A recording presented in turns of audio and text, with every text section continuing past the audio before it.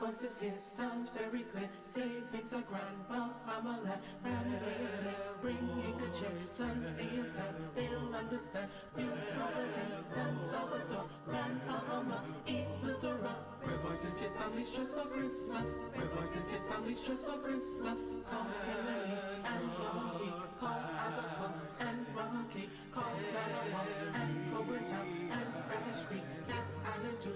Call your grandma and your grandpa. They're not to hear from you this year. Where voices sit, families trust for Christmas. Where voices sit, families trust for Christmas. Sign up for Rev Voice Bahamaland for as low as $14.99 a month with unlimited local and nationwide calling. You'll be entered to win your mortgage and utilities for a full year. Rev Voice Bahamaland. Rev Voices here sounds very clear. Say things are grand, Bahamaland. 2 teens gunned down overnight. The VAT bill and regulations have been released, but not much has changed from what we've already reported. An update on the cost of road repairs in New Providence. Registration for the National Training Agency's second session closed today. Plus, we'll bring you scenes from C.R. Walker's One Bahamas ceremony. Those stories and more coming up. I'm Nakia DeVoe, and this is NB12.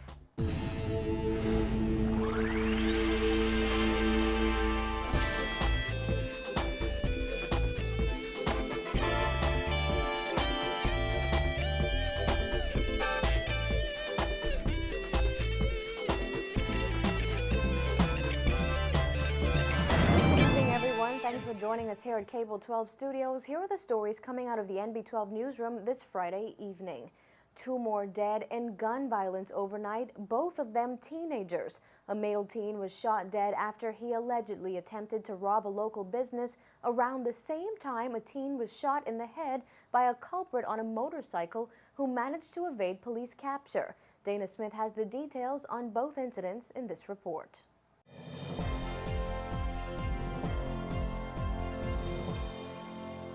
In separate incidents last night, an alleged teen robber was shot dead on Minnie Street, while another teen was shot to the head and killed in Jubilee Gardens, leaving the capital reeling from 2 more incidents of violence.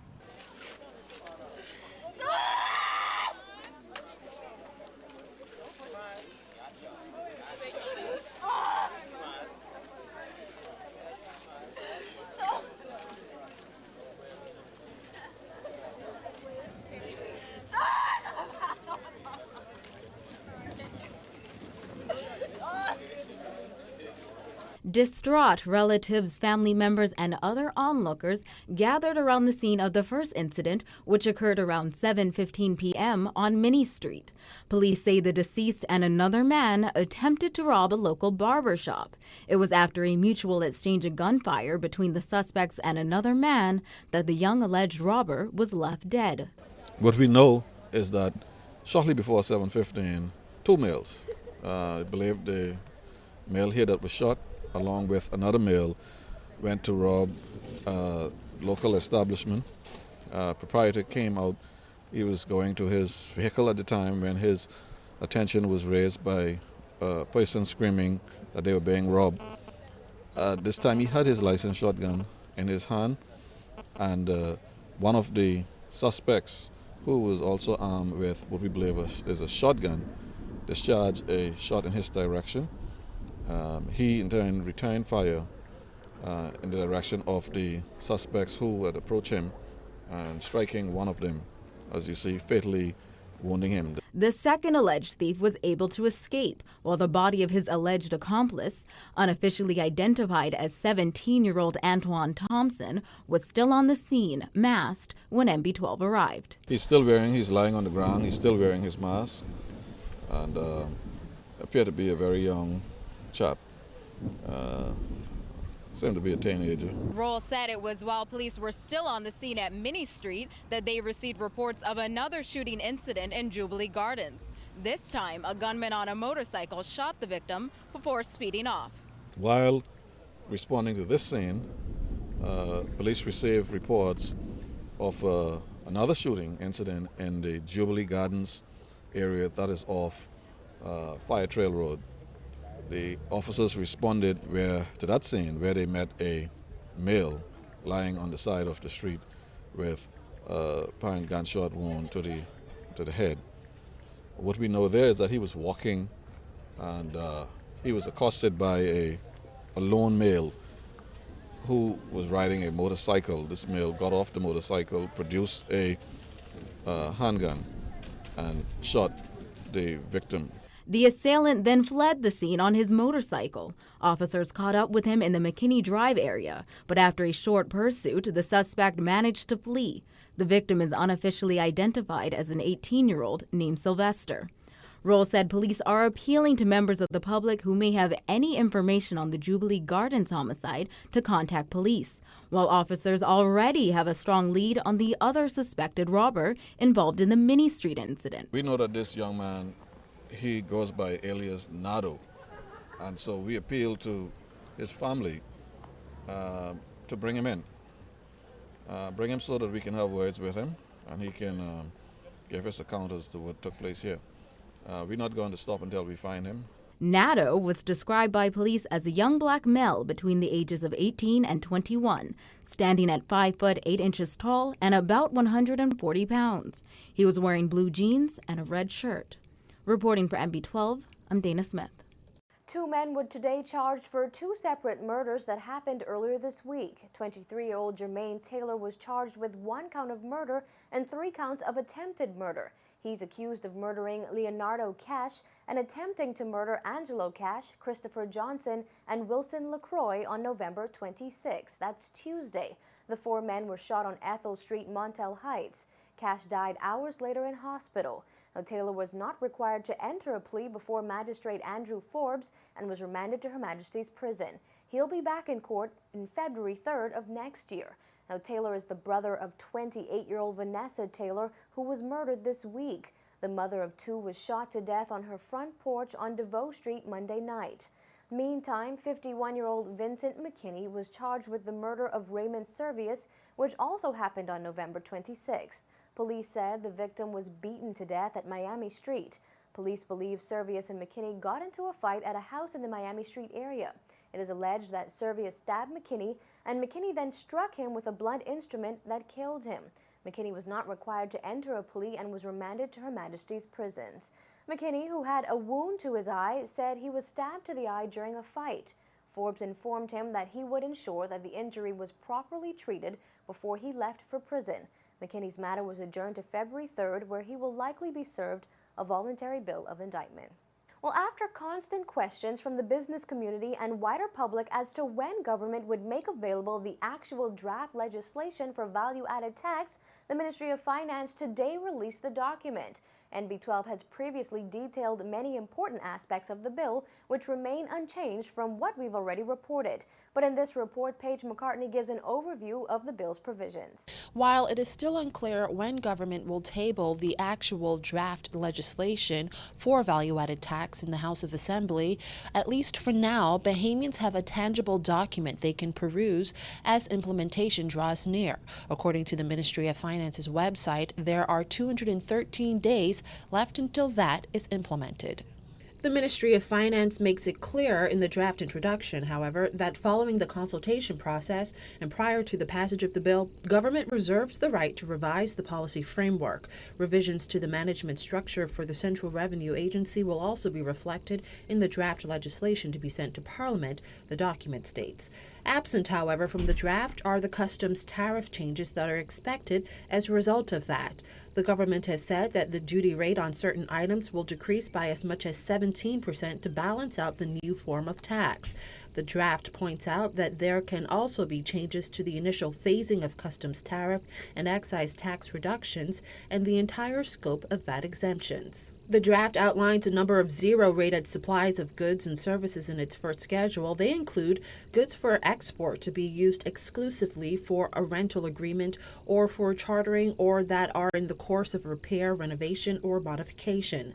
Additionally, land situated outside of the Bahamas and goods temporarily imported into the country. Much remains unchanged in the newly released draft bill, as has been previously reported by NB12. The 10 to 15% tax rate at which VAT is proposed to be implemented remains.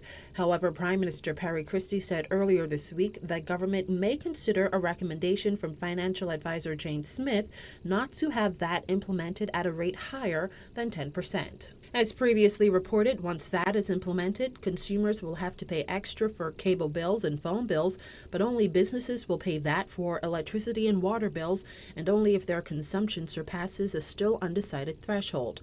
A number of concessions will remain tax-free according to the draft. NB12 reported previously that health and life insurance coverage would remain tax-free, and according to the newly released draft, property insurance coverage will also be exempt from VAT. Despite objection from critics, the draft shows that games of chance, gambling, and lotteries will still remain tax-free. As we also previously reported, stores won't be allowed to charge an added tax for a variety of breadbasket items like beef, chicken, pork, fresh milk and milk products, fresh and frozen vegetables, rice, bread, cane sugar, laundry detergent, and various cooking oils. Again, the threshold for VAT registrants is $100,000. Hotels have a VAT tax of 10% on all accommodations, services, and food and beverage sales. And as cries from the business community that VAT will be harmful for their businesses and the economy continue, Prime Minister Perry Christie maintains that government will consider other forms of revenue collection presented to it that may be better than the proposed tax regime. Reporting for NB12, I'm Paige McCartney.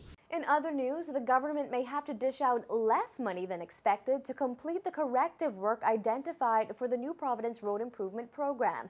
This according to Deputy Prime Minister Philip Brave Davis, who revealed that some of those funds will go towards fixing water mains along Blue Hill Road and Market Street. Jasmine Bonamy has the details in this report. According to the Deputy Prime Minister, these latest round of road works will, at least for now, be paid for by the government. Earlier this year, Davis announced in the House of Assembly in May that the government would have to spend as much as $3.8 million to replace leaking underground fittings used in the NPRIP and to repave the affected roads. But he told our news team this week that the final price tag is expected to be lower and the government may not even be required to pay. Because of the various options that we were examining to correct what we were discovering, it ranged from anywhere from $300,000 to $3 to $4 million.